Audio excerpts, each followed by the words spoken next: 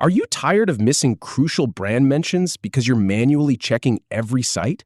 Learn to set up automated alerts and digests in under 2 minutes. First, we'll navigate to the right folder, then activate AI PR, and finally, configure your alerts and trial. Let's dive in.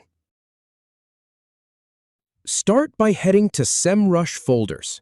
Then, click on AI PR. Now, click on Alerts and Digests to set up monitoring. Take a moment to review this part. Go ahead and click on Start Free 7-Day Trial.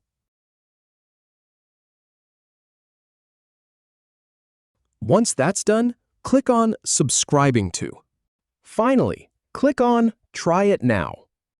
If you have any feedback or if any info is inaccurate, please leave a comment below. We'll do our best to answer or redo the video if needed. Thanks for watching.